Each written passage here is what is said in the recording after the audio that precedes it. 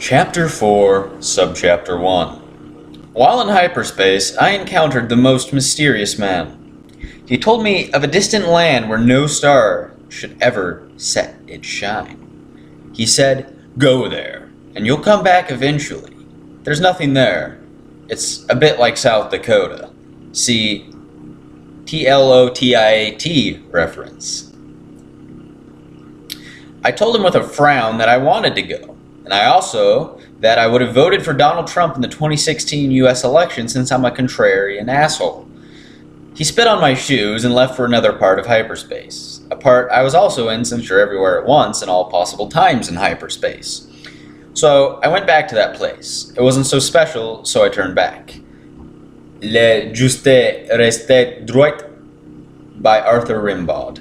Le Juste Restait Droit sur ses hanches solides, un rayon lui durait l'épaule, tes sures mi perint, tes bues voix, retourner à les bolides, et debout, écouter, bois donner les fleurs des astres lastes, et las somos des astroides.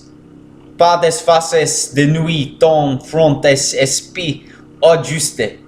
Il faut gagner un temps d'esta prière, la bouche dans ton drap, documente singe, et si quelque gare choque, ton ostiere, disfrere va pour loin sous ses tropes. Exit by Offer Rimjaub. He stopped, his strong thighs. At the same time, the principle of the burden. In the sweat of their brow, I want you. Something in the car? And noise. Flowers. Milk. And sky. Stars. Asteroids. Today, victims and non-governmental organizations. Oh, fair.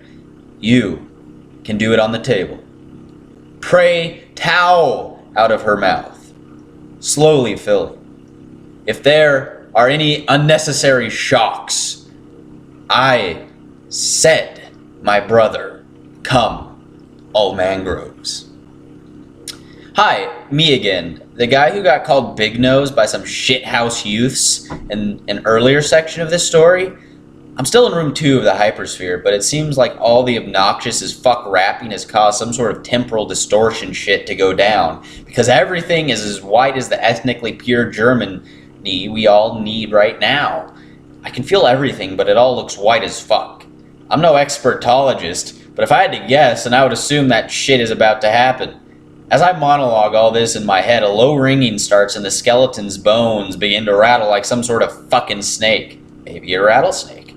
Juan informs me that we have reached our destination, and suddenly, I can feel us all sliding down, bones and limbs and Rasta hats and fuck knows what has gone into my right hand.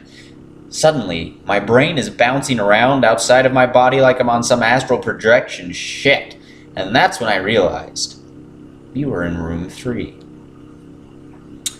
It's time to compete for your place in hyperhistory.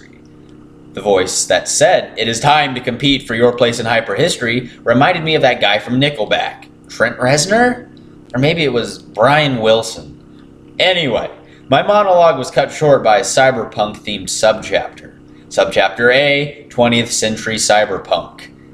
7 September, year of the ID Software High School shooting simulator.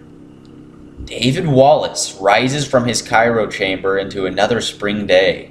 Spring. The smell of cunt in the air. He gets dressed, light in his shorts, nothing underneath but some gold bond for his jock itch and a cool hacker bandana, making for class at U of I. First block, English 415, oppressed women's literature. After smoking a joint to, get comfortable, he's into the lecture fully erect with his PC in tow.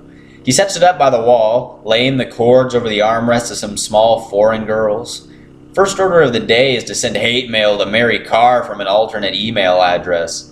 His hate mail soon devolved into begging for sex, with repeated use of the phrase, essayist pussy.